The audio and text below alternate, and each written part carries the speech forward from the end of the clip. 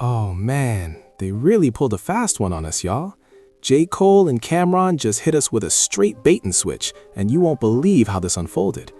For the past few months, they've been in the headlines, going back and forth over a lawsuit. And at the center of it all, money and a promise that was never fulfilled.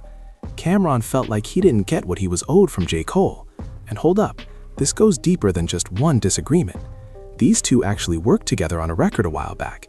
And according to the situation, Cole was supposed to return the favor, either with an interview or by laying down a verse for Cameron. But here's where things started to shift. Cameron says that after reaching out multiple times and not getting a real response, it started to feel like he was being avoided. And once that realization hit, he decided to file a lawsuit. Now fast forward to the latest update. We finally got Cameron addressing everything directly. And in that moment, he broke down exactly how it all went down from his perspective.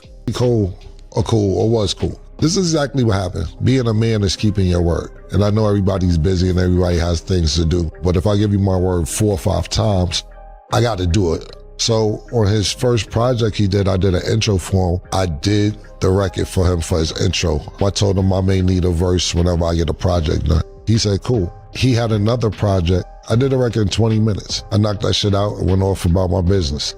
I need a verse. I'm exaggerating, but he's like the shock rain right now. And, the moon got aligned with the stars. And, when I write, I put my all into it.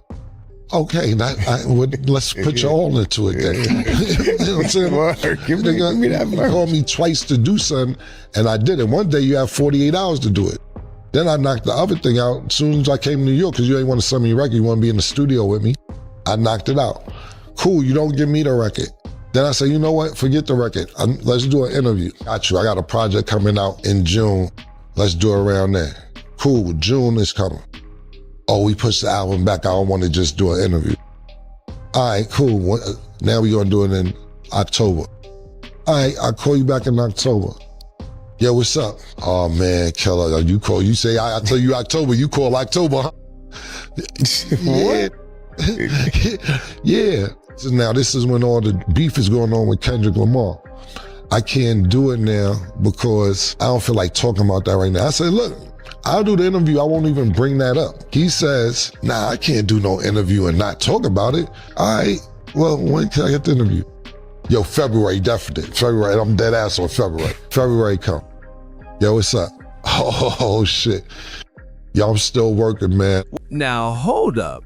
Turns out these guys either had a real conversation behind the scenes, or this whole thing was low-key one of the smartest marketing plays we've seen in a minute.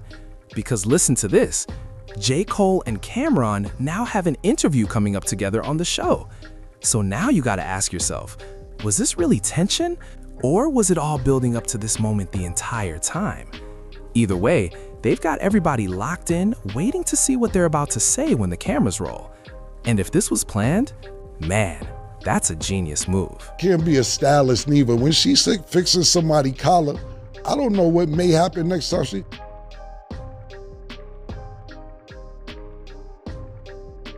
What's up, man? I'm just saying, like, a lawsuit, bro? Lawyers? It wasn't like that. I'm just saying, bro, you got niggas like... That's right, y'all. J. Cole is officially outside. Listen to this. He already told everybody he's stepping into interview mode across multiple platforms. And hold up, he didn't just say it, he's actually been out here putting it into motion. Matter of fact, he recently sat down for an interview at the desk, showing he's really in that phase now.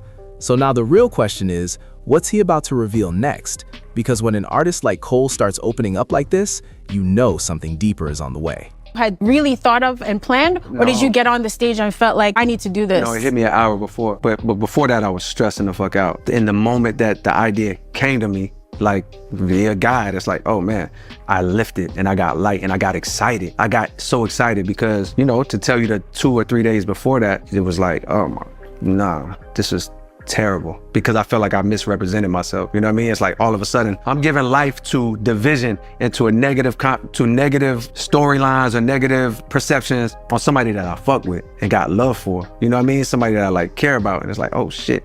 In my mind, of course, I mean, I could take you back to, we know why that happened in the first place, right. But just to answer your question, that shit had me feeling terrible because, God, like, this shit is nasty. this shit don't feel right. And of course, leading up to it, when I was doing it, it made sense. Actually, I can't really say it made sense, but in a moment where I wasn't clear, I chose to do something that didn't align. It's like putting on the fucking outfit, the Versace sweater or whatever. In a moment where I wasn't clear, I chose to go this way for reasons that I could tell you about. But all you need to know right now is like, yo, I felt miserable about it. Like literally, like my whole demeanor, my whole shit, my wife could tell. And so I'm like, oh my God, I gotta go on the stage and like come out here and pretend. Almost like people think that I'm representing. Mike Delete Later had just dropped. It's the biggest news. Not saying Mike Delete Later is, but just the drama of all of this is the biggest news happening. And I'm coming out as a representative of what the fuck they just heard. It's like, nah. So an hour before it was like, aha, like yo, in a very loud manner, you know, in a very public forum on your album, you said some shit you didn't believe in. Now you got the opportunity to go on the a bigger forum, you know what I mean, a bigger stage is being live stream and say something that you believe in. And now we've reached the moment everybody's been waiting for. J. Cole is pulling up for the main interview with Cameron, finally addressing that lawsuit head on. Hey man, they really had us guessing the whole time. Because now you have to ask, was this lawsuit ever even real in the first place? Or was this all carefully staged to build up to this exact moment? Seeing them together like this, it's clear something was coordinated behind the scenes, which means whatever issues they had, if there were any at all, they've clearly been worked out. And listen, this could have all been one big rollout for this interview. Now, yeah, they're definitely going to touch on the lawsuit, that's expected. But I'm more curious about what else Cameron is going to ask him, because that's where things could get really interesting. This might just turn into one of the biggest interviews of the year. But I want to hear from you. What do you think about all of this? Did we just get played, or did we witness a real resolution? Drop your thoughts in the comments, like the video, subscribe, and I'll catch you in the next one.